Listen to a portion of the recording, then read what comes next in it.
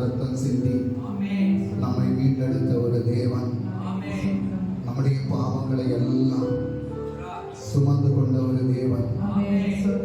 அவரை துதிக்கும்படியாக, அவரை ஆராதனை செய்யும்படியாக நம்முடைய உள்ளத்தில் இருக்கக்கூடிய எண்ணங்களும் சிந்தைகளும் கர்த்தரை நோக்கி உண்டாகும்படியாக என்னுடைய நினைவுகள் முழுவதும் கர்த்தருக்காக வாஞ்சிக்கக்கூடியதாக மாற்றப்படும்படியாக ஒரு முறை கூட அவருடைய இரத்தத்தால் கழுகப்படுவதற்கு, ஒரு முறை கூட பரிசுத்த இரத்தத்தால் கழுகப்படுவதற்கு நம்முடைய எண்ணங்கள் சிந்தைகள் ஒருமுகப்படுத்தப்படும்படியாக தெய்வ சமூகத்திலே நாம் ஒப்பு கொடுத்து பாடலை பாடி நாம் கர்த்தரை மகிமைப்படுத்தலாம்.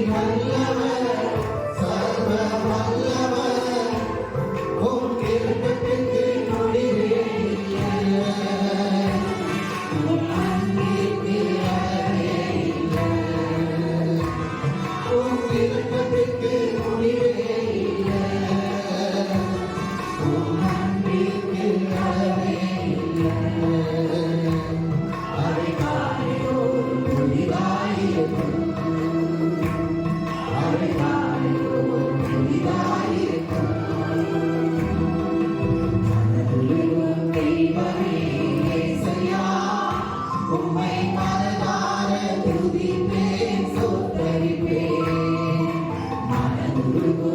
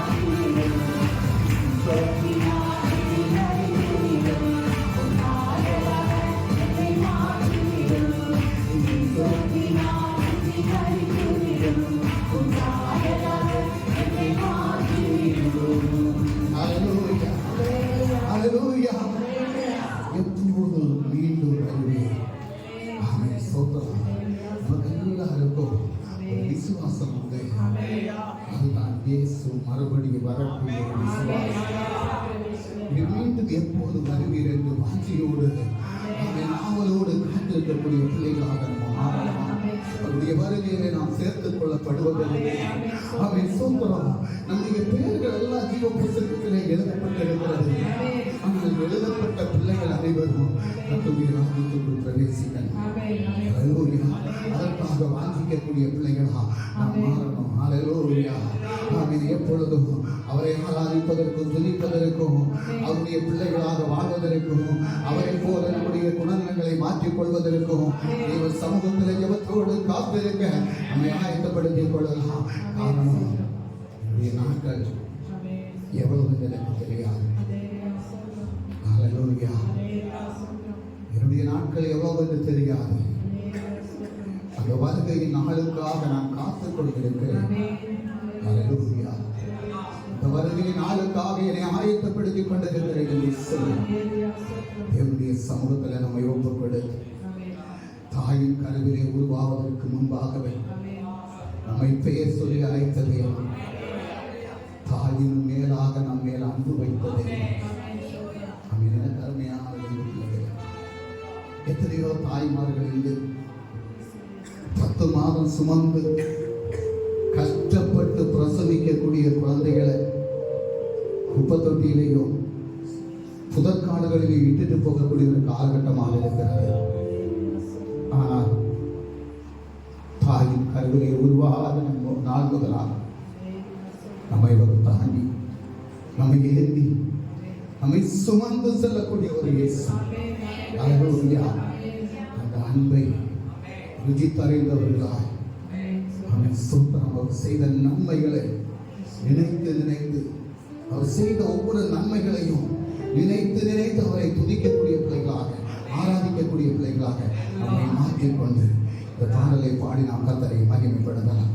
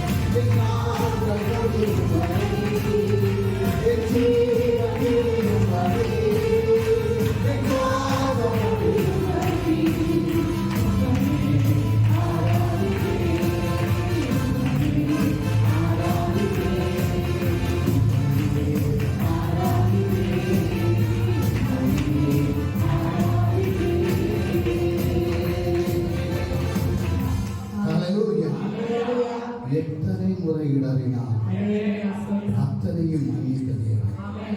ஹல்லேலூயா. நம்மை ஒவ்வொரு நாளும் சொல்றார் வழிநடத்தக்கூடிய ஒரு தெய்வம். எத்தனையோ காரணங்களிலே நாம் அவரை விட்டு விலகி போனோம். எவ்வளவோ நேரங்களிலே அவருடைய அன்பை கூட நாம் நினைக்காதபடி போனோம். ஆனாலும் மறுபடியும் அவர் நம்மை நிறுத்தி இருக்கக்கூடிய தேவன், நேசிக்கக்கூடிய தேவன். இந்த தெய்வத்தை நமக்கு ஆராதிக்கலாம். உள்ளத்தின் ஆழத்திலிருந்து ஒரு பழைய ஒரு பாடல் எனக்கு தோணுது. அநேக வருடங்களுக்கு முன்பாக பாடிய பாடல். வருவாய் தருணம் இல்லையே அழைக்கிறாரே வல்ல ஆண்டவர் இயேசுவினை. ஒவ்வொருவரையும் இயேசுவினிடத்தில் அவர் அழைக்கிறார். வாழ்நாளை எல்லாம் வீணாளாய் வருத்தத்தோடே கழிப்பதில்லை. இன்னைக்கு நிறைய பேரு எனக்கு கஷ்டம் இருக்குது, துன்பம் இருக்குது, நான் வருத்தத்தோட இருக்கிறேன், வேதனையோட இருக்கிறேன் நம்ம சொல்றோம். அவர் சொல்றாரு, இயேசு சொல்றாரு, வந்த அவர் பாதம் சரணடைந்தார். யாருடைய பாதத்தை? ஹல்லேலூயா. வாழ்வித்து உன்னை சேர்த்துக் கொள்வார். ஹல்லேலூயா. வேற யாருக்கிட்டையும் நமக்கு விடுதலை கிடைக்காது, யாருக்கிட்டையும் சமாதானம் கிடைக்காது, யாருக்கிட்டையும் சந்தோஷம் கிடைக்காது. அவருடைய பாதத்தில் வரும்போது அவர் நம்மை சேர்த்துக் கொள்வார். கட்டின வீடும் நிலம்பொருளும் கண்டிடும் உற்றார் உறவினரும் கூடு விட்டு உன் ஆவி போனால் கூட உன்னோடு வருவதில்லை. நிறைய பேர் எப்படியாவது பணத்தை சம்பாதிக்கணும், மாடி மாடியா வீடு கட்டணும், விதவிதமா வாகனங்களை வாங்கணும். எப்படி? விதவிதமா ஹோட்டலா ஏறி சாப்பிடணும். சோத்திரம். இதுதான் மனுஷனுடைய நினைவில் இருக்கக்கூடியது. ஒவ்வொரு மனுஷனுடைய நினைவில் இருக்கக்கூடியது இதுதான். சோத்திரம்.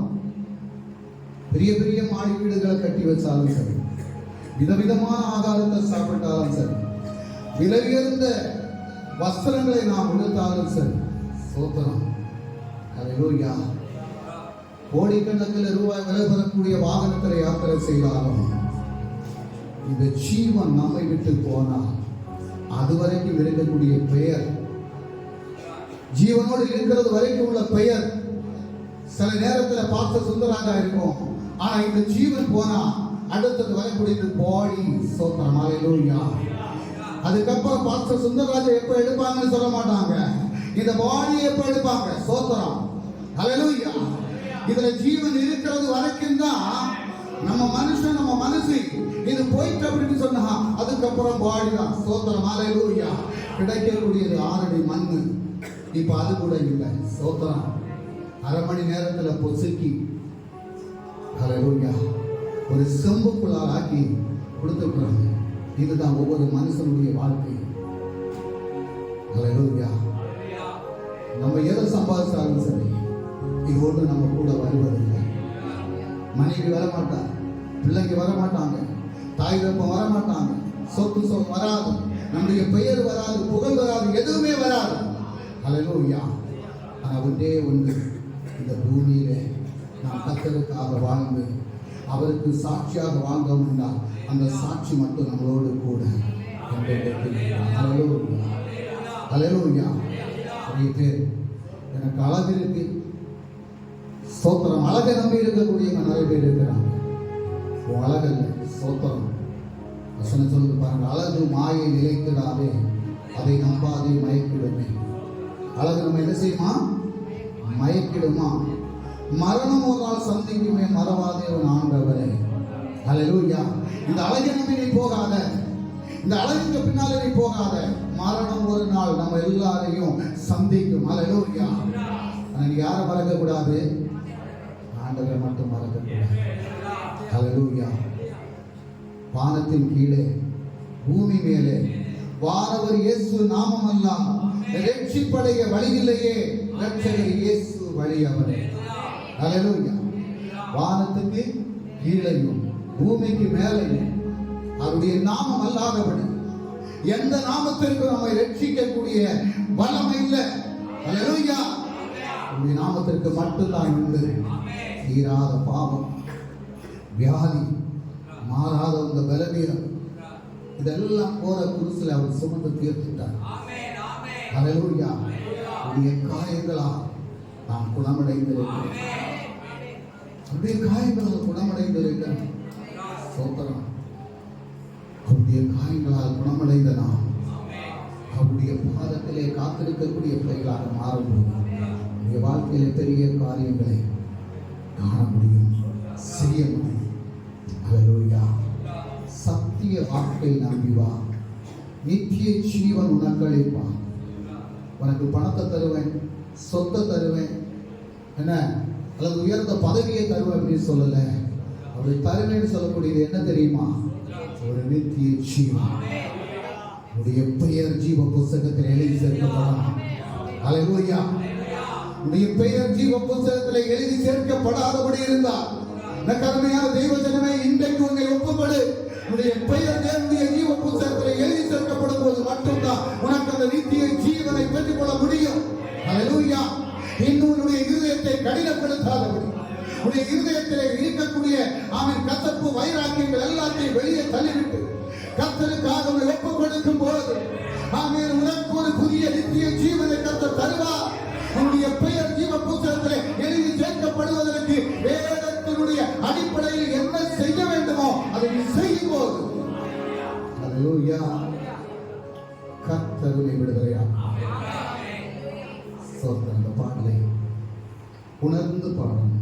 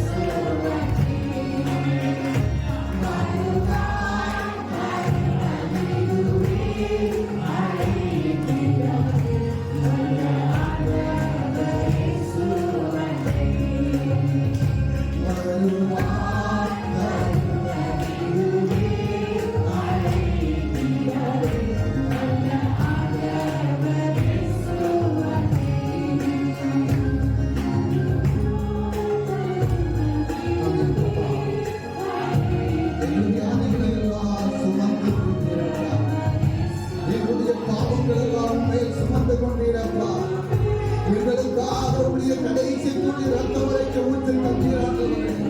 அந்த சிலுவை மரணத்தை ருசி பார்த்தது எங்களுடைய பாவங்களுக்காக, சாபங்களுக்காக, மீறல்களுக்காக என்பதை நாங்கள் உணர்ந்து கொண்டு எங்களுடைய சமூகத்தில் ஒப்புக் கொடுத்து வாழ கர்த்தர் கிருபை செய்யும்படியாக அப்பா என்னுடைய சரீரங்களில் இருக்கக்கூடிய எல்லா பாடுகளும் கலவீனங்களும் வியாதி கட்டுகளும் ஏற்றி பிடித்து தள்ளக்கூடிய ரத்தத்தினால் மாற்றப்படும்படியாக ஒரு புதிய ஜீவனை எங்களுக்கு தரும்படியாக, ஒரு நித்திய ஜீவனை எங்களுக்கு தரும்படியாக எங்களுடைய பெயர்கள் எல்லாம் ஜீவ புத்தகத்திலே எழுதி சேர்க்கப்பட்ட நாங்கள் ஒவ்வொருவரும் நம்முடைய சமூகத்திலே முழுமனதோடு வந்திருக்க கர்த்தர் கிருபை செய்யும்படியாக உடைய கரத்திற்கு ஒப்புக் கொடுக்கிறோம் அப்பா. இந்த நாளில் என்னுடைய இரத்தம்டா நாங்கள் ஒவ்வொருவரையும் கழுதுமப்பா. உடைய இரத்தத்தால் ஒவ்வொருவரையும் நீ விடுதலை ஆக்குமப்பா. உடைய இரத்தத்தால் எங்களை வேதனையை செய்யுமப்பா. உடைய இரத்தத்தா எங்களை நிலைநிறுத்தும்படியாக கரத்திலே ஒப்புக் கொடுக்கிறோம். இது பொறுப்படுத்திக் கனமகிமை எல்லாம் ஒவ்வொருவருக்கே செலுத்தணும். வீட்டரேசு மூலத்தை பிரச்சவர்கள்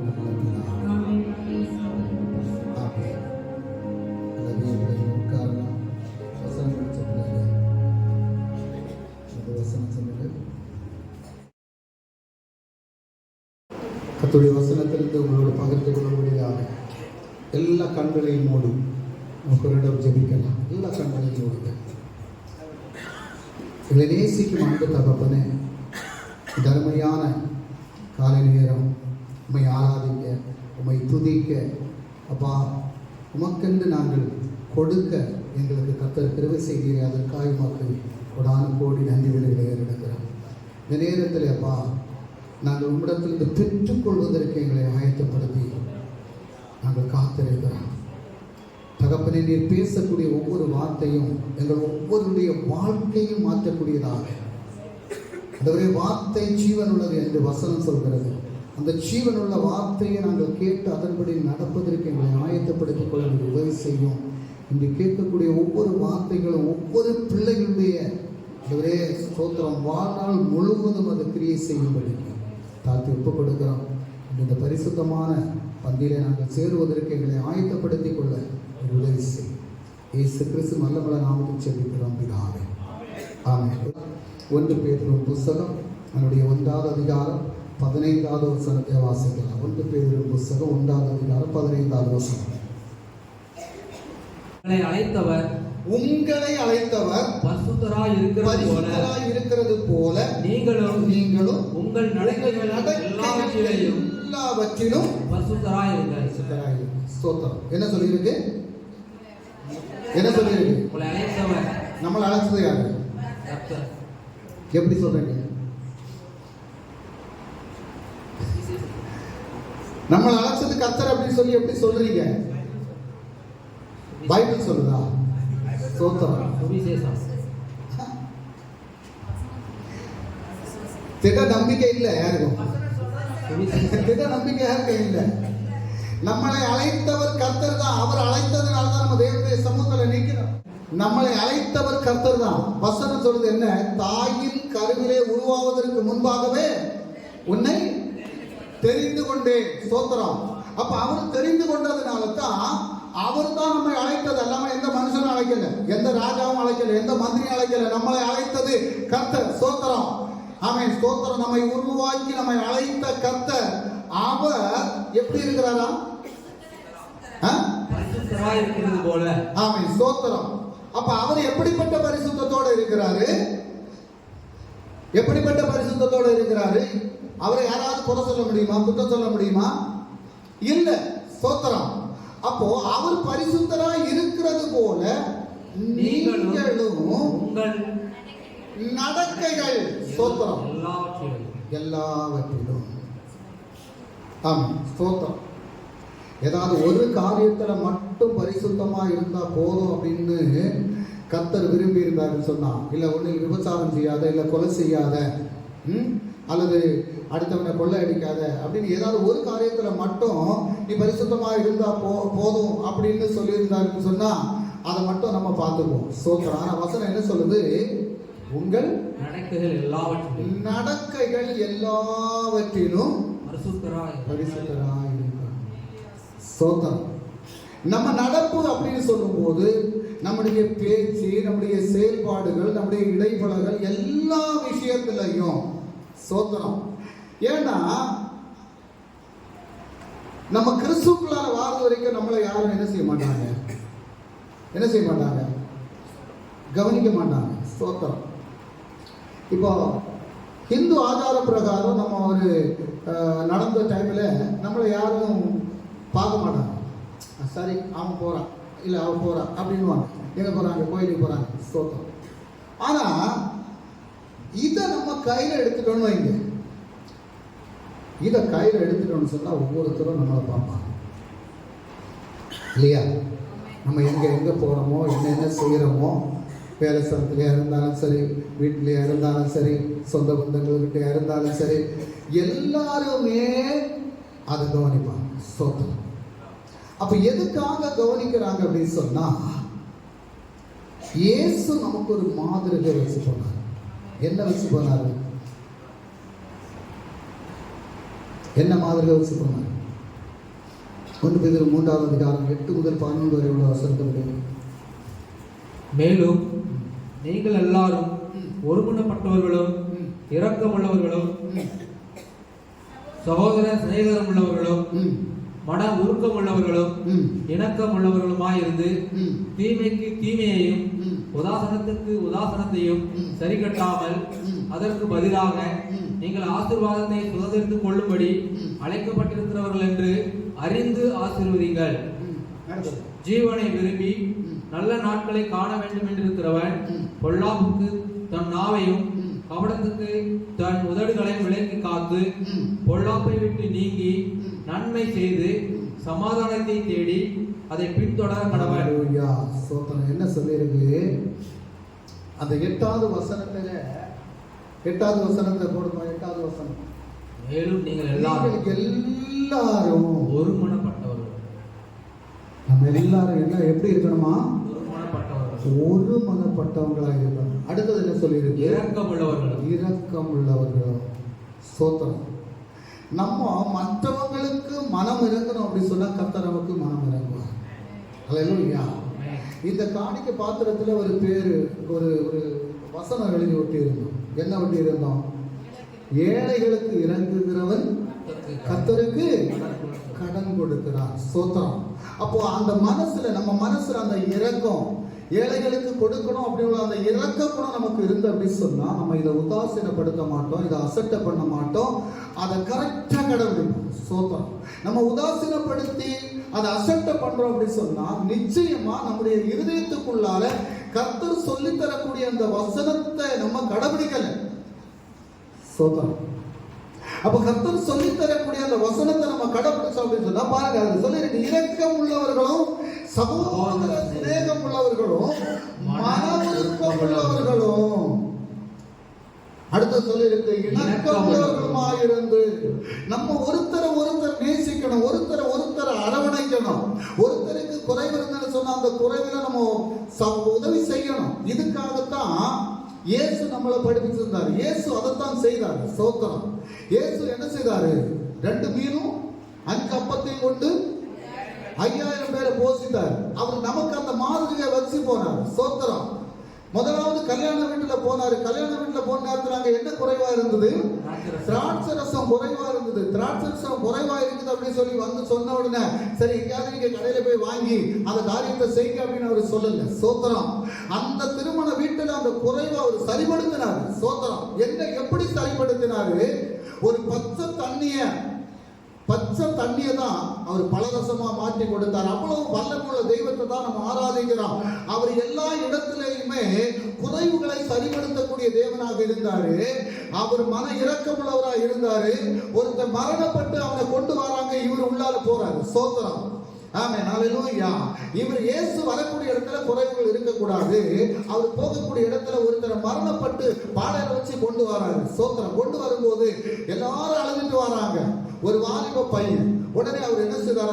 அந்த பாடையை தொட்டு சுகப்படுத்தினார். அப்ப இயேசு வரக்கூடிய இடத்துல எல்லாம் இரக்கம் உண்டாகும், கருணை உண்டாகும், தாழ்மை உண்டாகும், பொறுமை உண்டாகும், சமாதானம் உண்டாகும், கொடுக்கக்கூடிய ஒரு மனோபான்மை இருக்கும், ஒரு ஐக்கியம் இருக்கும். ஸ்தோத்திரம். ஒருத்தர் நேசிக்கக்கூடிய ஒரு மனோபான்மை இருக்கும். ஹல்லேலூயா. அதுதான் கர்த்தருடைய பிள்ளைகளுக்கு கர்த்தர் சொல்லித் தரக்கூடிய காரியம். அதனாலதான் சொன்னார், உங்கள் நடக்கைகள் எல்லாவற்றிலும். ஹல்லேலூயா. அப்ப நம்மள மாற்றணும், நம்முடைய எண்ணங்கள் மாறணும், நம்முடைய சிந்தைகள் மாறணும், நம்முடைய செயல்பாடுகள் மாறணும். கர்த்தர் அதுதான் விரும்புகிறார். நம்ம எல்லா நாளும் ஒண்ணு போல இருக்கிறதுக்காக அல்ல. சில நேரத்துல சில தவறுகள் நமக்கு வரும். ஸ்தோத்திரம். அது எல்லாருக்கும் வரும். ஆனா அந்த தவறை நம்ம திருத்திக் கொள்ளணும். அந்த தவறை நம்ம திருத்திக் கொண்டு நம்ம தேவனுடைய சமூகத்துல, ஆண்டவரே நான் அந்த காரியத்தை செய்துட்டேன் அப்படின்னு சொல்லி நம்ம தேவனுடைய சமூகத்துல மன்னிப்பை பெற்றுக்கொண்டு மறுபடியும் அவருடைய சமூகத்துல அவன் கர்த்தர் விரும்பக்கூடிய அந்த மன விருப்பத்தின்படி நடப்பதற்கு நம்மை ஆயத்தப்படுத்திக் கொள்ளணும். ஹல்லேலூயா. ஸ்தோத்திரம். அவர் சொல்றாரு, 2 பேர் 2வது அதிகாரம் 9வது வசனத்தை வாசித்தா அப்படி சொன்னா, கர்த்தர் தேவ பக்தி உள்ளவர்களை சோதனை நின்று ரட்சிக்கவும் அக்கிரமக்காரரை ஆக்கினைக்குள்ளானவர்களாக நியாய தீர்ப்பு நாளுக்காகவும் வைத்திருக்கிறேன் என்று அறிந்திருக்கிறார். ஸ்தோத்திரம். ஹல்லேலூயா. தெய்வ பக்தி உள்ளவங்களை என்ன செய்வாரா? சோதனையிலிருந்து ரட்சிப்பாரா? ஸ்தோத்திரம். உனக்குள்ளால தெய்வ பக்தி இருந்து அப்படின்னு சொன்னா, உனக்குள்ளால கர்த்தர் வசிக்கிறார் அப்படின்னு சொன்னா, உனக்கு சோதனை வரும்போது, உனக்கு போராட்டம் வரும்போது, உனக்கு பிரச்சனை வரும்போது, உனக்கு ஒரு பலவீனம் வரும்போது, உனக்கு ஒரு கஷ்டம் வரும்போது, உனக்கு ஒரு ஆபத்து வரும்போது, ஸ்தோத்திரம், விடுதலையாக்கும். ஆமென். ஹல்லேலூயா. எந்த சோதனை வந்தாலும் அதிலிருந்து உன்னை விடுதலையாக்குவதற்கு கர்த்தர் போதுமானவராக இருக்கிறார். எந்த வேதனை வந்தாலும் சரி, அதுல இருந்து விடுதலை ஆக்குவதற்கு கர்த்தர் போதுமானவராக இருக்கிறார். அப்ப தேவனுடைய சமூகத்துல அவர் சொல்லக்கூடிய வார்த்தைக்கு நம்ம கீழ்ப்படணும். ஸ்தோத்திரம். நம்முடைய எல்லா காரியங்களிலும் ஸ்தோத்திரம். ஹல்லேலூயா. இந்த 1 பேதுரு 3வது அதிகாரம் 9-10 வசனம் படிங்க. 9-10 வசனம். தீமைக்கு தீமையையும் உதாசனத்துக்கு உதாசனத்தையும் சரி கட்டாமல் அதற்கு பதிலாக நீங்கள் ஆசீர்வாதத்தை சுதந்திரித்துக் கொள்ளும்படி அழைக்கப்பட்டிருக்கிறவர்கள் என்று அறிந்து ஆசீர்வதிங்கள். அடுத்த வசனம். ஜீவனை விரும்பி நல்ல நாட்களை காண வேண்டும் என்று இருக்கிறவன் பொல்லாப்புக்கு தன் நாவையும், ஜீவனை விரும்பி நல்ல நாட்களை காண வேண்டும் என்று இருக்கிறவன் பொல்லாப்புக்கு தன் நாவையும். ஸ்தோத்திரம். அப்ப நம்முடைய நாவை கொண்டு பொல்லாப்பான காரியங்களை பேசுறதுக்கோ பொல்லாங்கு செய்வதற்கோ அல்ல. அடுத்தது பாருங்க, கபடத்துக்கும் உதடுகளையும் விலக்கி காக்கணும். ஸ்தோத்திரம். இன்னைக்கு நிறைய பேர்கிட்ட இருக்கக்கூடியது அதுதான். ஸ்தோத்திரம். கபடமான வார்த்தை, கபடமான பேச்சு, இதெல்லாம் இருக்குது. ஸ்தோத்திரம். ஹல்லேலூயா. கடந்த நாளிலே நாங்க அந்த ஆஸ்பத்திரியில போய் பார்க்கும்போது ஒவ்வொருடைய அந்த வாழ்க்கை தரங்கள் அந்த ஆஸ்பத்திரியில் போகும்போது தான் தெரியுது. ஸ்தோத்திரம். நம்ம எல்லாம் ஆண்டவர் எவ்வளோ அருமையாக பாதுகாத்து நடத்துகிறார். ஸ்தோத்திரம். நாளைக்கு சகோதரி ரவியுடைய தாயாரை போய் பார்க்க பாருங்க. ஸ்தோத்திரம். எவ்வளோ வேதனையோட இருப்பாங்க பாருங்க. ஆனால் கர்த்தர் நம்மளை அப்படியெல்லாம் போடாதபடி பாருங்க. அந்த சகோதரிக்கு குழந்தை பிறந்தது, ஒரு ஆள் கூட பக்கத்துல இருந்து பார்க்கறதுக்கு ஒரு ஆள் கூட கிடையாது. ஆனா நிறைய சொந்த பந்தங்கள் இருக்கிறாங்க. ஆமென். ஸ்தோத்திரம். கருமையான தெய்வ பிள்ளைகளே, நமக்கு ஒருவர் உண்டு. யார் அப்படி சொன்னா, ஏது நேரத்திலையும் எந்த சமயத்திலையும் எந்த கஷ்டத்திலையும் எந்த நஷ்டத்திலையும் அழைத்த உடனே நம்மோடு கூட வந்து இருந்து நம்மை கரம் பிடித்து தூக்கி உயர்த்தக்கூடிய ஒருவர் உண்டு. அவர் தான் கர்த்தராக இயேசு கிறிஸ்து. ஹல்லேலூயா. அவர் நடந்தது போல அவர் நமக்கு காட்டி தந்த பாதையில நம்ம நடக்கணும்னு அவர் விரும்புகிறார். ஸ்தோத்திரம். நம்ம காட்டக்கூடிய பாதையில அவர் வாரதுக்காக இல்ல, கர்த்தர் காட்டக்கூடிய பாதையில நம்ம நடக்கிறதுக்கு நம்மை ஆயத்தப்படுத்திக் கொள்ள வேண்டும். ஸ்தோத்திரம். ஹல்லேலூயா.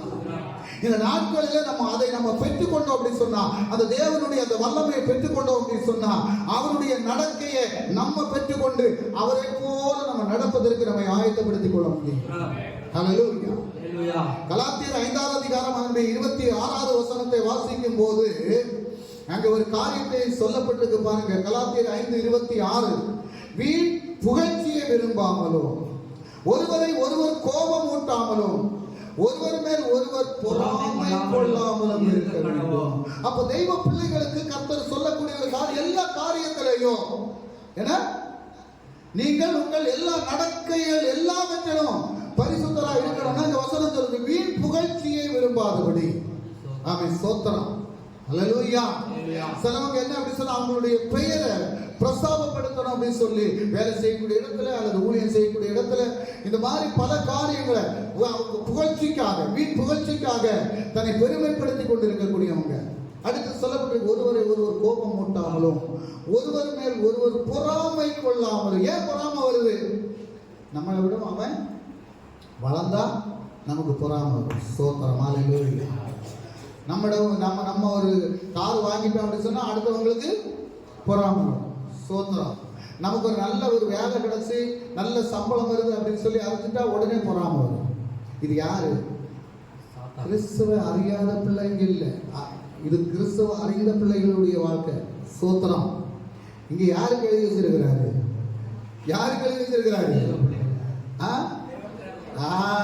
கர்த்தருடைய பிள்ளைகளுக்கு எழுதி வச்சிருக்கக்கூடியது. அப்ப இதெல்லாம் மாறணும். அதுதான் கர்த்தர் விரும்புகிறார். நமக்குள்ளது நமக்கு கிடைக்கும். எப்ப கிடைக்கும் தெரியுமா? அவருடைய சித்தத்தின்படி நடப்பதற்கு நம்மை ஒப்புக் கொடுக்கும் போது நிச்சயமா கிடைக்கும். அல்லேலூயா. கலாத்தியர் 6வது அதிகாரம் 2வது வசனத்தை படிங்க. 6வது அதிகாரம் 2வது வசனம். ஒருவர் பாரத்தை ஒருவர் சுமந்து இப்படியே கிறிஸ்துவினுடைய பிரமாணத்தை நிறைவேற்றுங்கள். அல்லேலூயா. நம்ம யாராவது ஒருவருடைய பாரத்தை ஒருவர் சுமக்கிறோம்? யாருமே இல்லை. சோத்திரம். ஏன்னா காலம் மாறி போச்சு. இப்ப குறை சொல்றதும் குற்றம் சொல்றதும் என்ன, மாறி மாறி பொறாமை கொள்றது, மாறி மாறி கோபம் கொள்றது, இப்படிப்பட்ட காரியங்கள் தான் இப்ப உலகத்துல அதிகமா இருக்குது. சோத்திரம். ஆனா நம்மளும் என்ன செய்யறோம்? கிறிஸ்தவங்க தான். நம்ம யாரு? ஞாயிற்றுக்கிழமானா எங்க போறோம்? எங்க போறோம்? எதுக்கு போறோம்? சோத்திரம். நம்ம யாருக்குரியவங்க? கர்த்தருக்குரியவங்க. அவன் நம்ம இதை தூக்கிட்டு தான் போவோம். அப்ப நம்ம இதை தூக்கிட்டு போகும்போது நம்மளை பார்க்கறதுக்கு தான் சிலவங்க இருப்பாங்க. அல்லேலூயா. நம்ம என்ன செய்யணும்? கர்த்தருடைய வார்த்தையை நம்ம உட்கொள்ளணும். கர்த்தருடைய வார்த்தையை நடப்பதற்கு நம்ம ஆயத்தப்படுத்த ஒரு பாரத்தை ஒருவர் சுமக்கணும். ஒருவருக்கு குறை இருந்தா அந்த குறைக்குள்ள நம்ம என்ன செய்யணும்? உதவி செய்யணும். ஸ்தோத்திரம். அல்லேலூயா. கலாத்தியர் 6:8-9 படிங்க. கலாத்தியர் 6:8-9. தன் மாம்சத்திற்கென்று விதைக்கிறவன் மாம்சத்தினால் அழிவை அறுப்பான். ஆவிக்கென்று விதைக்கிறவன் ஆவியினாலே நித்திய ஜீவனை அறுப்பான். அல்லேலூயா. அல்லேலூயா. அடுத்த வசனம் சொல்லுது, நன்மை செய்கிறதில் சோர்ந்து போகாமல் இருப்போமாக, நாம் தளர்ந்து போகாதிருந்தால் ஏற்ற காலத்திலே அறுப்போம். அல்லேலூயா. தன் மாம்சத்திற்கென்று விதைக்கிறவன் மாம்சத்தினால் அழிவை அறுப்பான். ஆவிக்கென்று விதைக்கிறவன் ஆவியாலே நித்திய ஜீவனை. அல்லேலூயா. நமக்கு எல்லாருக்கும் ஒரு விசுவாசம் உண்டு, ஒரு நித்திய ஜீவன். ஸ்தோத்திரம். அந்த நித்திய ஜீவனை பெற்றுக் கொள்வதற்கு கர்த்தர் சொல்லக்கூடிய வார்த்தையின்படி நடப்பதற்கு நம்மை ஆயத்தப்படுத்தலாம். ஸ்தோத்திரம். கடந்த நாளிலே ஒரு ஒரு ஒரு பிரபலமான ஒரு ஊழியக்காரர் ஒரு இல்லை இறந்து போனாரு. அவருடைய ஒரு சாட்சியை நான் கேட்டேன். அவர் சொன்னாரு, ஸ்தோத்திரம், என்னுடைய சபையில ஒரு ஊழியக்காரர், பிரபலமான ஒரு ஊழியக்காரரை நான் அழைச்சிட்டு வந்தேன். நிறைய பேர் அவரை குறித்து சொன்னாங்க, நல்லா பிரசங்கம் பண்ணக்கூடிய ஆளு அப்படின்னு சொன்னாங்க அப்படின்னு சொன்னாங்க. அப்போ பிரசங்கம் பண்ணக்கூடிய ஆளு நல்லா பிரசங்கம் பண்றாரு அப்படின்னு சொன்ன உடனே நான் கூப்பிட்டு பிரசங்கம் பண்ண வச்சேன். நல்லா பிரசங்கம் பண்ணாரு. எல்லாருக்கும் கொடுக்கறத விடவும் அவருக்கு கூடுதல் காணிக்கை கொடுத்தேன். ஸ்தோத்திரம். அதுக்கப்புறம் என்ன நடந்தது அப்படின்னு சொன்னா, அவரை குறித்து அவர் கேட்டிருக்காரு, ராத்திரியில போய் நல்லா தண்ணி அடிப்பாரா. ஸ்தோத்திரம். எப்படி இருக்கும்?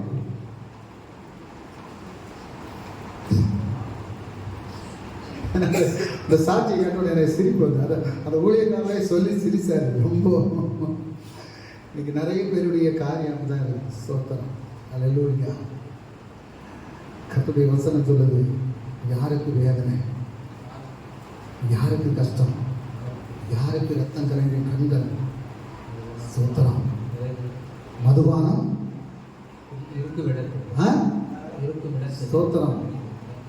அல்லேலூயா. மதுபானம் இருக்கக்கூடிய இடத்துல தங்கி தரிப்பவர்களுக்கும். எதுல இருக்கு? நீதிமொழிகள் 27ஆம் அதிகாரம் 23வது வசனம் தானே படிங்க. 27 29 நீதிமொழிகள் இருக்குது. ஸ்தோத்திரம். 23ஆம் வசனமா? 23ஆம் அதிகாரம் 29. ஓகே. ம். யாருக்கு சண்டைகள், ம். யாருக்கு புலம்பல், ம். யாருக்கு காரணமில்லாத காயங்கள், ம். யாருக்கு இரத்தம் கலங்கின கண்கள், ம். மதுபான இருப்பிடத்திலே தங்கி தரிப்பவர்களுக்கும் ம். மனப்புள்ள சாராயத்தை நாடுகிறவர்களுக்கும் தானே. ஆமே சோத்திரம். என்ன சொல்லப்பட்டது பாருங்க. இன்னைக்கு நிறைய பேருடைய வாழ்க்கையில போராட்டங்கள் நிறைந்து சமாதானம் இல்லாதபடி, சந்தோஷம் இல்லாதபடி இருப்பதற்கு மெயின் காரணமே இதுதான். நிறைய கிறிஸ்தவங்களுடைய வாழ்க்கையில இது நடக்குது. சோத்திரம். அப்ப என்ன செய்யணுமா? வசனம் சொல்லுது, எல்லா நடக்கைகளிலும் பரிசுத்தமா இருக்கணும், எல்லா நடக்கைகளிலும் என்ன கர்த்தருக்கு பிரியமா நடக்கணும் அப்படின்னு சொல்லி. அதனால நம்ம என்ன செய்யணுமா? ரோமருக்கு எழுதின நிருபம் அதனுடைய 12வது அதிகாரம் 1-2 வசனத்தை படிங்க. ரோமருக்கு எழுதின நிருபம் 12வது அதிகாரம் 1-2 வசனம். அப்படி இருக்க சகோதரரே, நீங்கள் உங்கள் சரீரங்களை பரிசுத்தமும் தேவனுக்கு பிரியமுமான ஜீவ பலியாக ஒப்பு கொடுக்க வேண்டும் என்று தேவனுடைய இரக்கங்களை முன்னிட்டு உங்களை வேண்டிக் கொள்கிறேன். இதுவே நீங்கள் செய்யத்தக்க புத்தியுள்ள ஆராதனை. நீங்கள் இந்த பிரபஞ்சத்திற்கு ஒத்த வேஷம் தெரியாமல் தேவனுடைய நன்மையும் பிரியமும் பரிபூரணமான சித்தம் இன்னதென்று பகுத்தறியத்தக்கதாக உங்கள் மனம் புதிதாகிறதுனாலே மறுரூபமாகுங்கள். சோத்திரம். என்ன செய்யணுமா? நம்முடைய மனசு மறுரூபமாக்கப்படணும். ஆமென். மறுரூபமாக்கப்பட்டவங்க மட்டும்தான் தேவனுடைய ராஜ்யத்தில் பிரவேசிக்கணும். ஆமென். சோத்திரம். ஒவ்வொரு நாளும் நம்முடைய இருதயத்தை என்ன செய்யணும்? புதிதாக்கி கொண்டே இருக்கணும். ஒவ்வொரு நாளும் நம்முடைய மனசை புதிதாக்கி கொண்டே இருக்கணும். ஒவ்வொரு நாளும் கர்த்தருடைய சமூகத்தில் அந்த இரக்கத்திற்காக காத்திருக்கக்கூடியவங்களா மாறணும். ஒவ்வொரு நாளும் வேத வசனத்தை ஆராய்ந்து பார்க்கக்கூடியவங்களா மாறணும். ஒவ்வொரு நாளும் வேத வசனத்தின் அடிப்படையில் நடப்பதற்கு உங்களை ஆயத்தப்படுத்திக் கொள்ளணும். ஒவ்வொரு நாளும் கிறிஸ்துவுக்கு உங்களை முழுமையாக ஒப்பு கொடுத்து வாழ்வதற்கு ஆயத்தப்படுத்தணும். அல்லேலூயா. அப்படி நீங்க செய்துக்கிட்டீங்க அப்படின்னு சொன்னா உங்களுடைய வாழ்க்கையில அவன் நன்மையானதை காண முடியும். அல்லேலூயா. நன்மையானதை காண முடியும். அப்படி நீங்க செய்துக்கிட்டீங்க அப்படின்னு சொன்னா உங்களுடைய வாழ்க்கையில ஒரு பெரிய விடுதலையை காண முடியும். அல்லேலூயா. அந்த விடுதலையை காணும்படியாக தெய்வ சமூகத்தில் உங்களை ஒப்பு கொடுங்க. அவன் நம்ம எல்லாரும் தெய்வ சமூகத்தில் எழுந்து நிற்கலாம். ஒரு பாடல்ல சில வரிகளை நாம் பாடி கர்த்தருடைய நாமத்தை மகிமைப்படுத்தி ஸ்தோத்திரம்.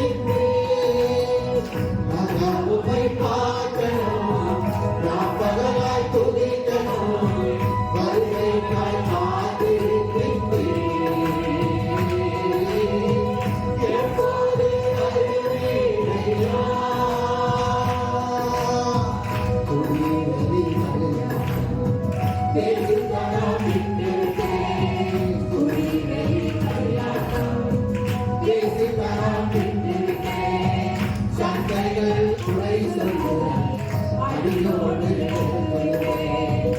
சந்தைகள் குறை சொல்லுது அடியோடு நிறுத்துகிறேன்.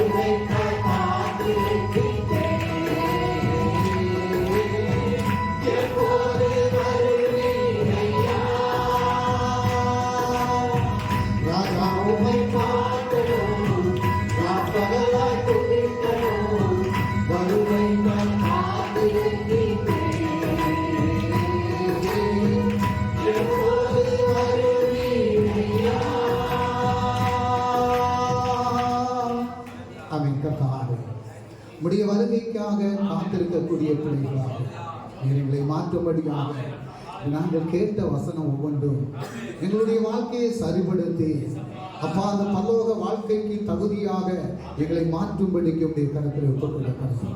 இந்த பரிசுத்தமான இரத்தத்தையும் இந்த சரீரத்தையும் பானம் பண்ணுவதற்கு நாங்கள் கர்த்தாவை தகுதி இல்லாதவர்களாக நாங்கள் இருக்கிறோம். அப்பா எங்களை தகுதியுள்ளவர்களாக மாற்றக்கூடிய தெய்வ வசனம் எங்களுக்கு கர்த்தாவை கிரியை செய்யும்படியாக கருத்தை ஒப்புக் கொடுக்கிறோம். இயேசு கிறிஸ்து வல்லமையுள்ள நாமத்தில் ஜெபிக்கிறோம். ஆமென்.